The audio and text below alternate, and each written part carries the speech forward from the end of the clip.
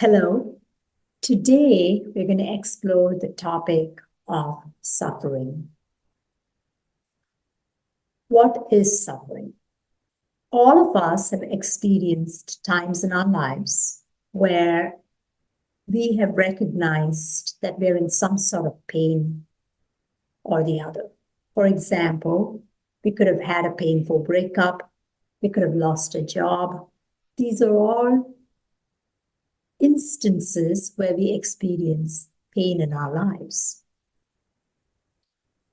However, when we take the pain and we project it out into the future and we hold on to it in time, that's when suffering occurs.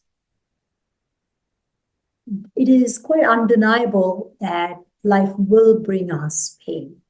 That cannot be avoided. As the Buddha said, pain is unavoidable, suffering is optional.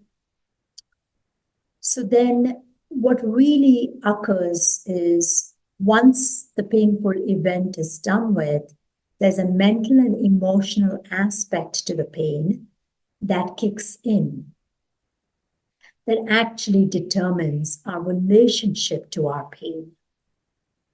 And how we relate to our pain is what causes suffering. So we may have had this instance where we've lost our job or we've lost a relationship that we valued. And as a result, we went through mental and emotional pain. However, when that pain projects out into the future and continues to control our mental and emotional states, that is what suffering is.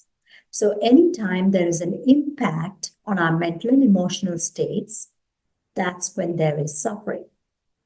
Now, I'm going to, for the purposes of this discussion, exclude physical pain. Even though I'm a mind-body specialist, I'm going to exclude it as something that we'll discuss another day. And so when we come back to suffering, what is the reason for this mental and emotional suffering that occurs in our lives? Well, one of the main reasons we struggle mentally and emotionally in our lives is because we lack the emotional regulation skills or the emotional intelligence to govern and regulate ourselves. And why does that happen?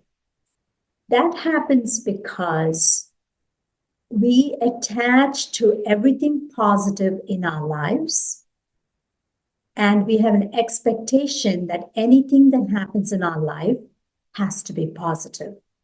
In other words, we are not prepared for the reality of our lives. And when we are not prepared for the reality of our lives, something external to us has to prepare us. So in the case of a relationship that has been downhill for some time in our lives, we are afraid to leave the relationship. So we stay in and we struggle in the relationship. We suffer in the relationship. We are not governing ourselves.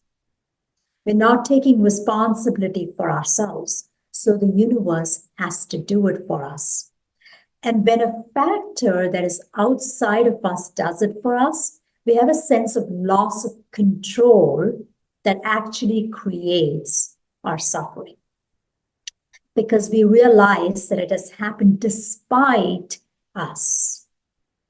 And actually what has happened is the universe has shown us in a very loving way that what we are including or bringing into our lives is actually not in our best interest.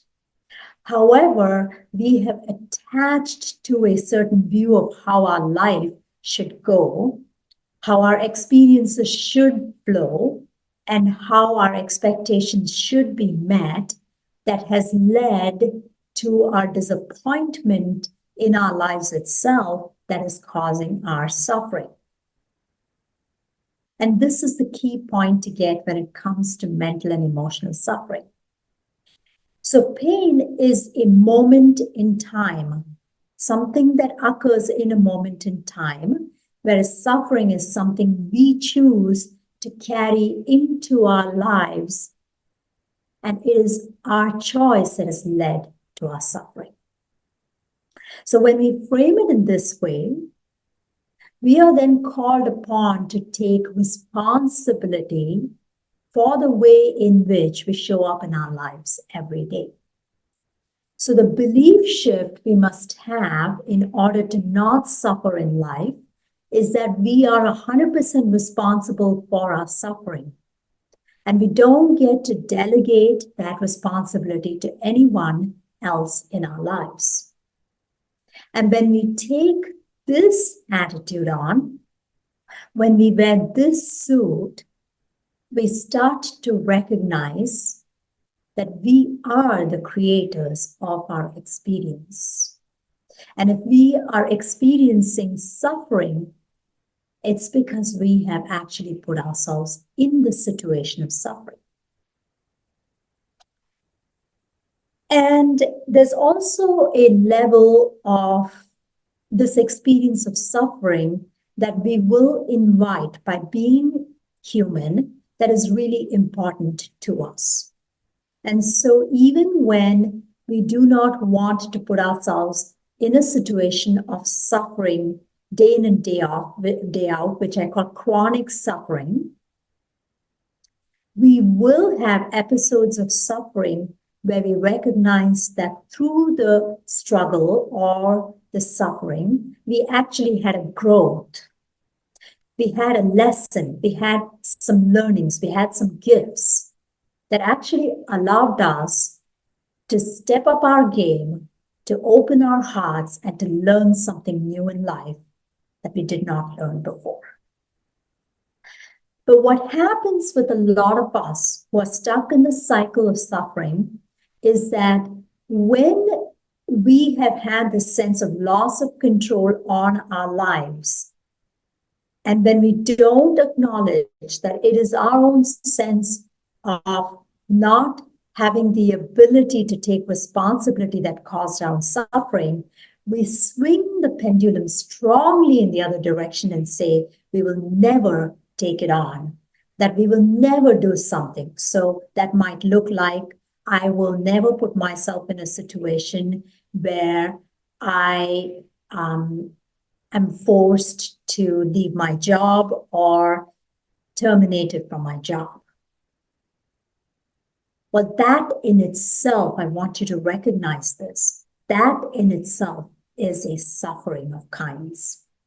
Because by swinging the pendulum the other way, we have actually gone out of the natural order and put ourselves in the suffering, in the loop of suffering all over again. So the wisdom and the gift is really about us recognizing what the gifts of the suffering are, realizing those gifts wholeheartedly into our experience so that we can see the love of the universe and how the universe has actually been guiding us every single moment toward love in all our experiences. And I know this is the case because when we really dig into our experience and we look for the gold in our experiences, we can see that tangibly in our experiences. So how do we manage that? How do we see the gold in our experiences? It's a very simple practice of staying aware in all our experiences and watching our experiences by stepping out of them at the 10-foot level and looking for the positive in the negative experiences and the negative in the positive experiences. Why do I say negative in the positive experiences? Well, I say negative in the positive experiences because Our human mind is very attached and very driven by all things positive. New Age philosophies, New Age spiritualities have all pushed us in the direction of positive thinking all the time. And the thing is, we're not just built for positive thinking all the time. There's a part of us that actually also thinks negative. And no matter how hard we try, we cannot deny that side of us. Just as you have a kind side, you have a cruel side. Just as you have an arrogant side, you have a humble side. And all of these aspects of us, these opposites, are present in us all the time. So we want to embrace both sides of us in order to see clearly that we are not either one. And in fact, we are that which transcends both of those experiences. And the only way to recognize that is to actually see both of the sides. And when we can see both of the sides, we will have the clarity in our heart to recognize that there's gratitude to be had in both those experiences, and we'll have the ability, the mental and the spiritual and the heartfelt ability to recognize that all of it brings love into our hearts. So when we can see the opposite experience within a given experience, we learn and grow from it. We realize our own resiliency. We realize how it brings us into our authenticity. And we realize the gratitude for that experience in our lives. And this is one of the key ways in which we can integrate our experience, whether we consider it to be positive or negative, fully into our lives, so that our hearts can actually open into the experience and show us the love in the moment. This then becomes a way of living. This then becomes a way of connecting in our relationships in an authentic way, where we don't pretend to wear masks, but we rather allow our true nature to come in. And that is the beautiful experience of being human. If I were to ask you what you would do if you realized that this is the only hour you will have remaining on this planet, would you choose love? Or would you choose fear over love? And that is the brilliant design of the universe. When you don't have your back, the universe will step in to show you love. It will regulate you. It will show you the way. And yet we push that away because it has been fundamentally out of our control. And so what we must learn within is the ability to relinquish our control and take action based on our inspiration, based on the wisdom that the universe has always got our back for us. And this is the way to end suffering. Have a good day.